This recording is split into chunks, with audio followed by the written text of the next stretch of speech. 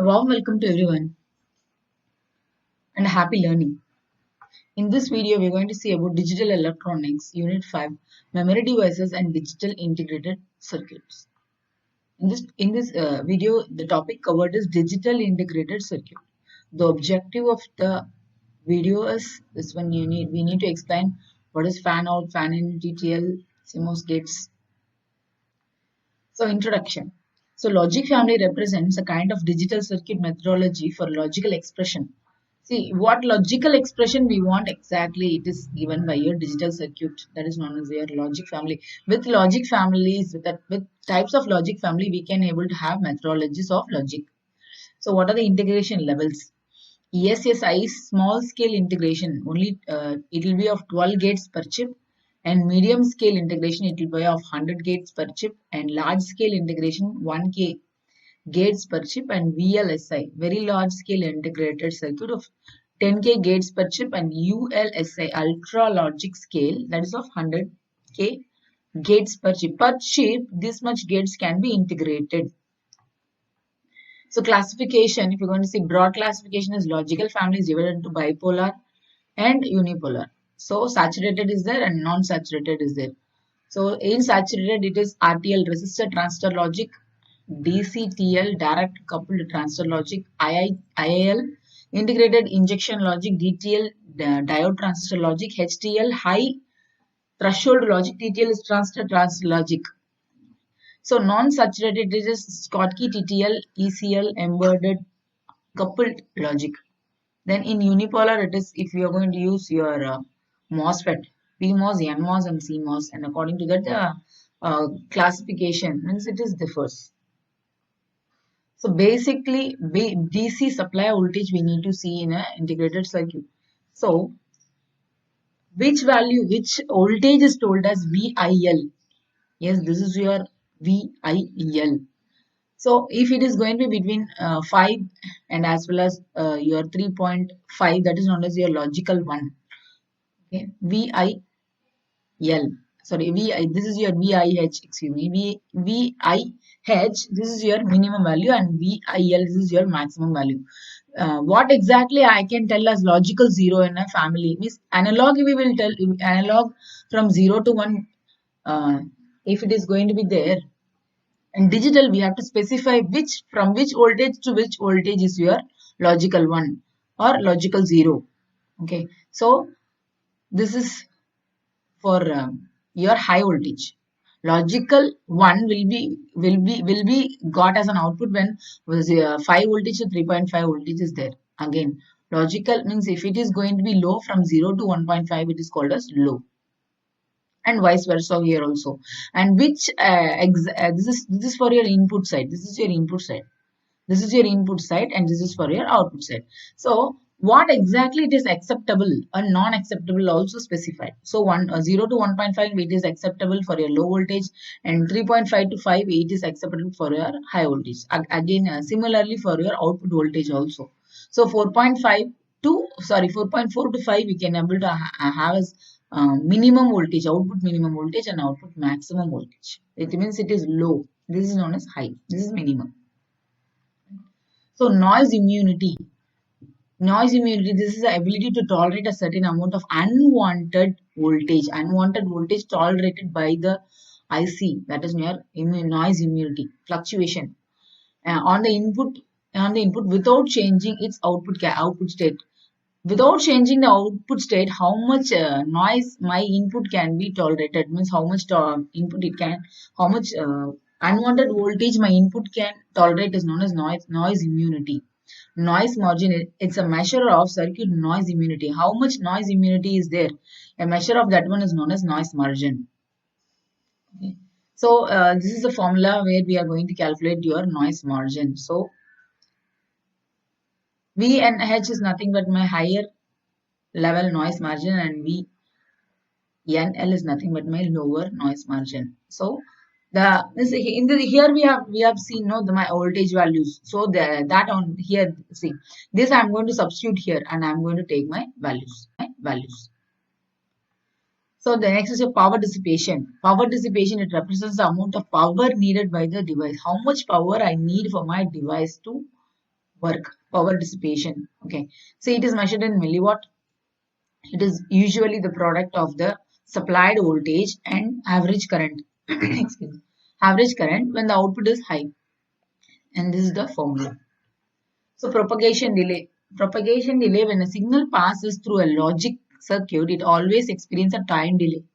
A change in output level always occurs in a short time, that is called propagation delay. How long, how much time it is going to take from it's going from the going to attain an output level. What is the time delay? Okay, later than the change in the input level that causes. There is two propagation delay, one is TPHL and another one is TPL. From high to low, if it is going to go and the propagation delay is there, that is known as TPHL.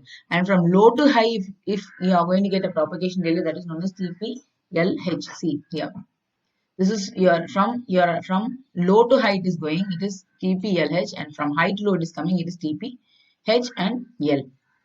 So the conversion from low to high and high to low. This is for your input. This is for your input and this is for your output.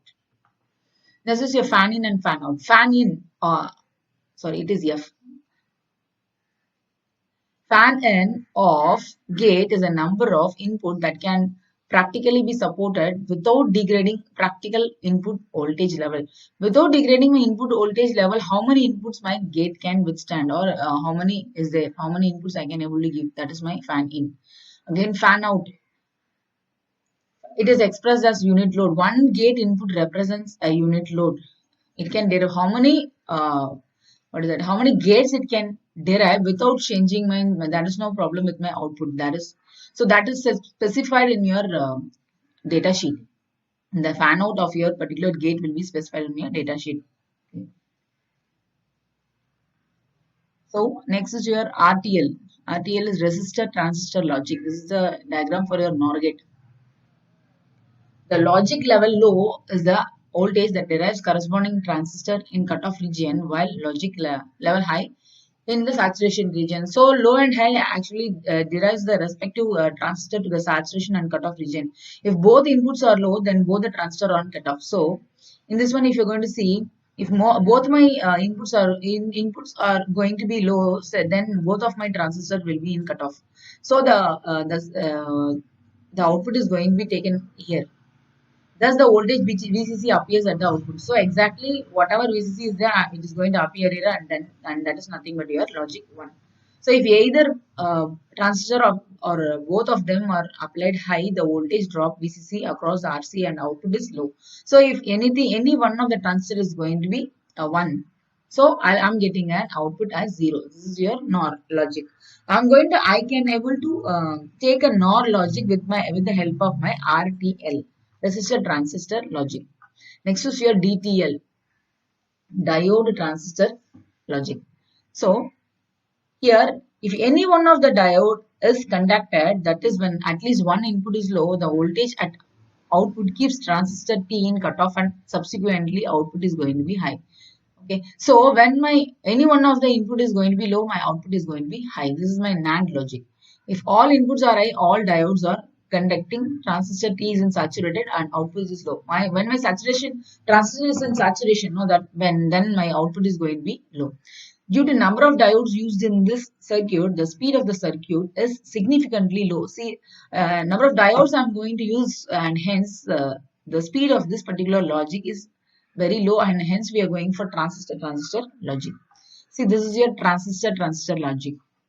This is a block diagram. So Q3 is cutoff act as a high RC when output transistor Q4 is saturated, and Q3 is saturated, act like a low. When output transistor Q4 is cut off, then one transistor is on at a time. One transistor is on at a time. Q1 is called input transistor, where it is going to take care. Q1 is going to take care of Q1 is going to take care of your Q3 and Q4, because that is going to be the input for Q1 is going to be the input for your Q3 and as well as your Q4. In this transistor TTL logic, we are using a NAND logic. For NAND logic, this particular explanation is given. Then next is your ECL. In this ECL, we are the truth table. This is the logic diagram for this one, and NOR. This is your NOR gate. So this is the function table of my block diagram. So when both of my input is going to be 0, the output is going to be 1, and as well as your 0. This is your output exactly. This is your 1, and as well as your 2. ECL is used because it is fast. It is overcoming some of the logic family's disadvantages.